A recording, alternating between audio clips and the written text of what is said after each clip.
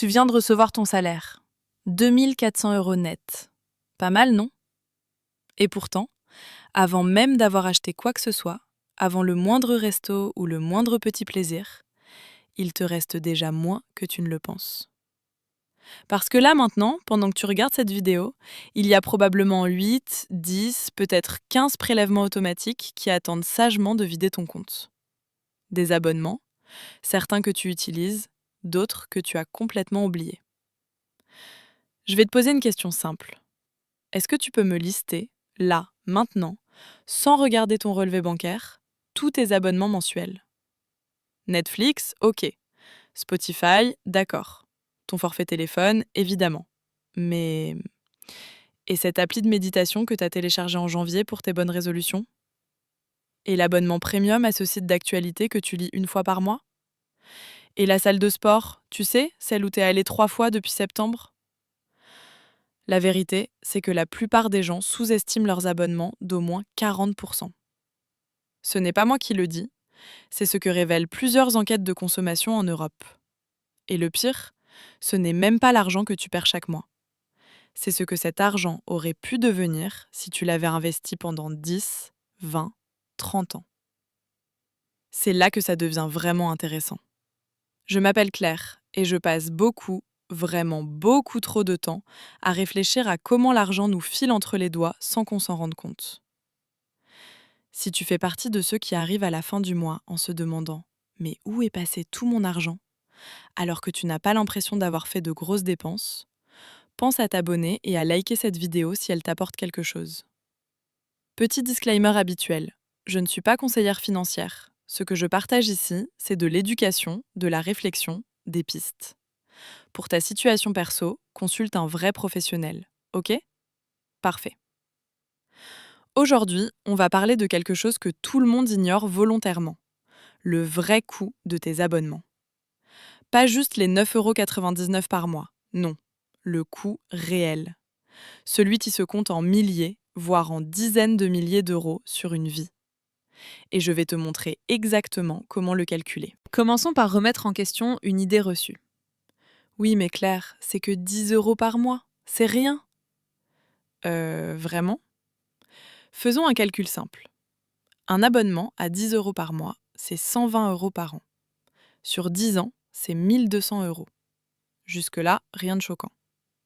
Mais voici ce que la plupart des gens ne réalisent pas. Si tu avais placé ces 10 € par mois sur un investissement qui rapporte en moyenne 7% par an, ce qui correspond grosso modo au rendement historique moyen des marchés actions sur le long terme, au bout de 10 ans, tu n'aurais pas 1200 €. Tu aurais environ 1730 €. Au bout de 20 ans, environ 5200 €. Au bout de 30 ans, plus de 12 000 €. 12 000 € pour un abonnement à 10 € que tu as oublié. Et là, je ne parle que d'un seul abonnement. Selon une étude de la Fédération bancaire française, le ménage moyen en France dépense entre 200 et 300 € par mois en abonnements divers. Téléphone, internet, streaming, assurance, salle de sport, applications, cloud, la liste est longue. Prenons une hypothèse prudente, 200 € par mois. Avec le même calcul sur 30 ans, on arrive à plus de 240 000 €. 240 000 €. C'est un apport pour un appartement. C'est une retraite anticipée de plusieurs années. C'est la liberté financière. Et on l'a laissé filer. En petit prélèvement de 9,99 €. Ok, maintenant on entre dans le vif du sujet, la partie psychologique. Pourquoi on accumule des abonnements qu'on n'utilise pas? Premier élément, le biais de l'engagement initial. Quand tu souscris à un abonnement, tu es motivé. Tu viens de télécharger cette appli de fitness? Tu vas devenir une machine de guerre. Cette plateforme de cours en ligne? Tu vas apprendre le japonais en 6 mois. Ce magazine en ligne? Tu vas enfin être informé sur l'actualité économique. Le problème, c'est que ton toi du futur n'est pas aussi motivé que ton toi du présent. Les psychologues appellent ça le biais de projection. On surestime systématiquement notre motivation future. Deuxième élément, l'effet de dotation. Une fois qu'on possède quelque chose, même un simple accès à un service, on lui accorde plus de valeur. Résilier un abonnement, c'est perdre quelque chose. Et notre cerveau déteste perdre. Beaucoup plus qu'il n'aime gagner. Daniel Kahneman, prix Nobel d'économie, a montré que la douleur d'une perte est environ 2 fois plus intense que le plaisir d'un gain équivalent. C'est ce qu'on appelle l'aversion à la perte. Traduction : même si tu n'utilises jamais Netflix, l'idée de résilier te donne l'impression de perdre quelque chose. Alors tu gardes, au cas où. Troisième élément, et c'est peut-être le plus vicieux, la friction délibérée. Tu te dis peut-être, oui, mais moi, si je voulais vraiment résilier, je le ferais. Écoute, je comprends. Mais les entreprises le savent aussi. Et elles ont conçu leur système pour rendre la résiliation aussi pénible que possible. S'abonner ? Un clic.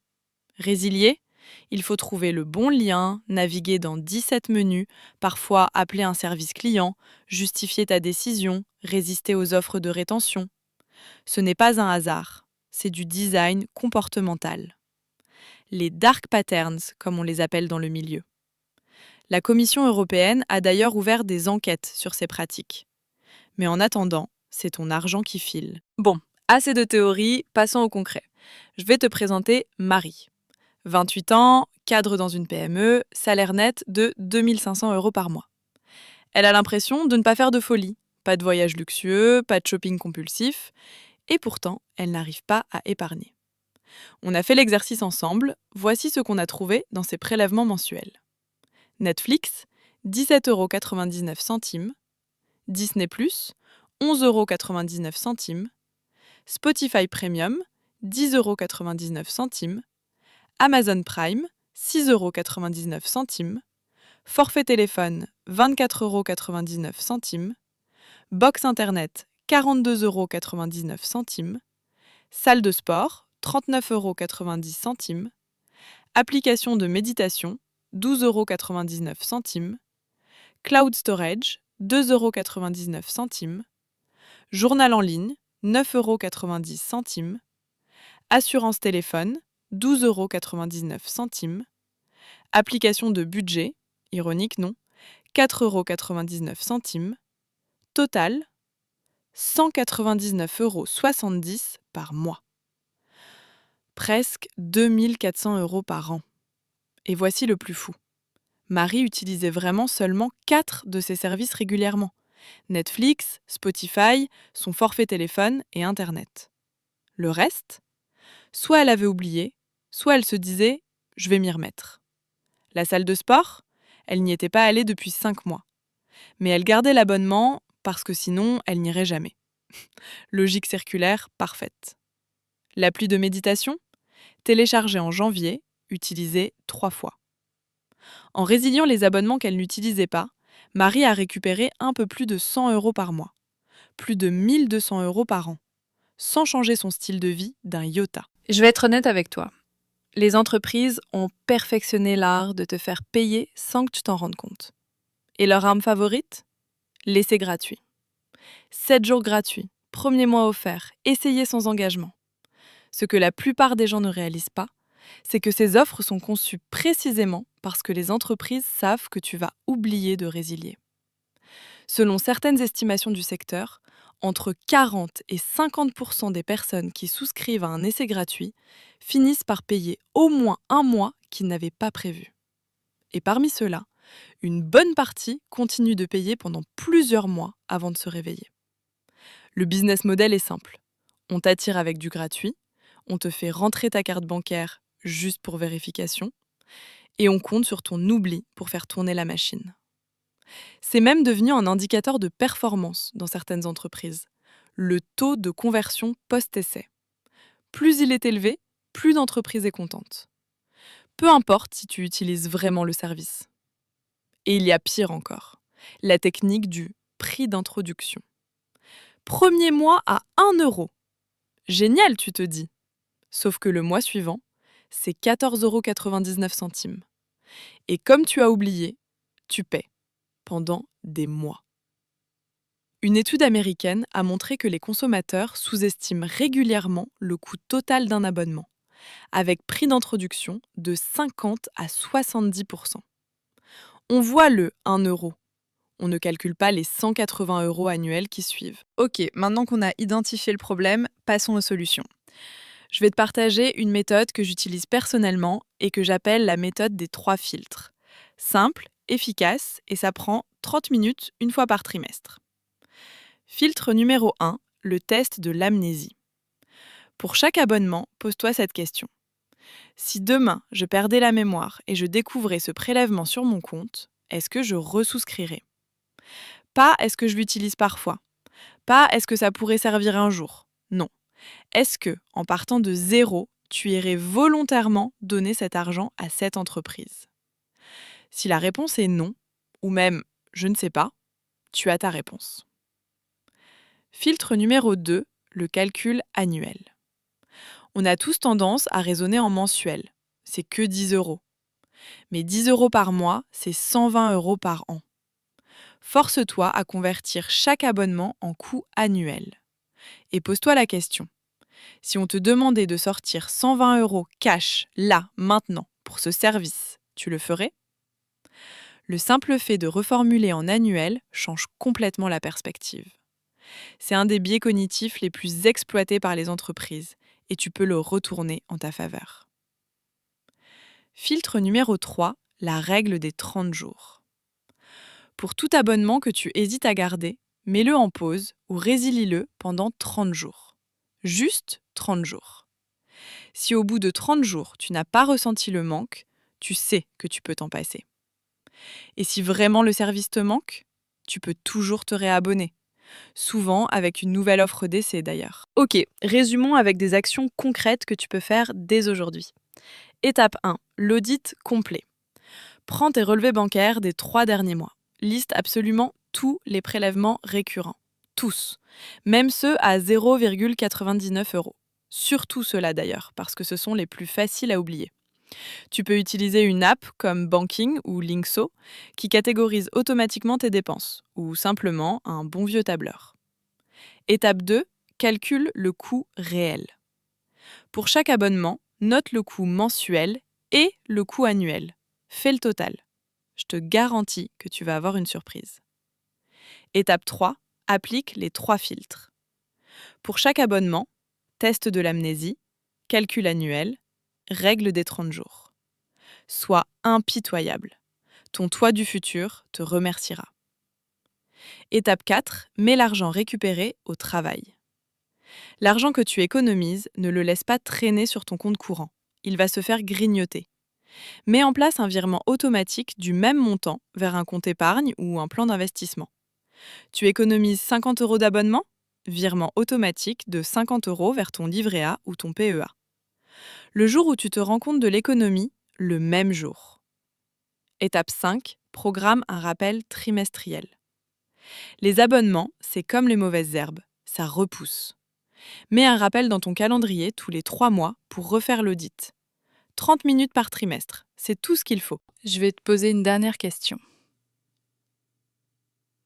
Imagine qu'on te propose un deal. Chaque mois, tu donnes 100 € à une entreprise. En échange, tu reçois rien. Ou presque rien. Des services que tu n'utilises pas. Des accès que tu ne consultes jamais. Tu accepterais ce deal ? Évidemment que non. Personne n'accepterait. Et pourtant, c'est exactement ce que font des millions de personnes, chaque mois, sans s'en rendre compte. La différence entre ceux qui construisent un patrimoine et ceux qui restent coincés dans la course au salaire, ce n'est souvent pas le revenu. C'est l'attention portée aux fuites. Un seau percé ne se remplit jamais, peu importe combien d'eau tu verses dedans. Tes abonnements oubliés ? Ce sont des trous dans ton seau. Écoute, je vais pas te mentir, c'est pas en résiliant Netflix que tu vas devenir millionnaire. Mais c'est pas le sujet. Le sujet, c'est de reprendre le contrôle, de savoir exactement où va ton argent, de faire des choix conscients plutôt que de subir des prélèvements automatiques. Les 50, 80, 100 euros que tu récupères chaque mois en faisant le tri, c'est pas juste de l'argent économisé, c'est de la liberté, c'est du choix. C'est la possibilité de mettre cet argent au service de tes vrais objectifs. Et si t'es arrivé jusqu'ici, c'est que tu es déjà sur le bon chemin. La vraie question maintenant, c'est qu'est-ce que tu vas faire de tout ça? Tu peux fermer cette vidéo et continuer comme avant. Ou tu peux prendre 20 minutes ce soir, juste 20 minutes, pour faire ton premier audit. Ouvre tes relevés bancaires, liste tes abonnements, applique les 3 filtres. C'est tout ce qu'il faut pour commencer. Les entreprises comptent sur ton inattention pour continuer à te prélever. Prouve-leur qu'elles ont tort. Si cette vidéo t'a apporté quelque chose, pense à liker et à t'abonner. On se retrouve très vite pour parler d'un autre sujet qui va probablement t'énerver autant que celui-là. À bientôt!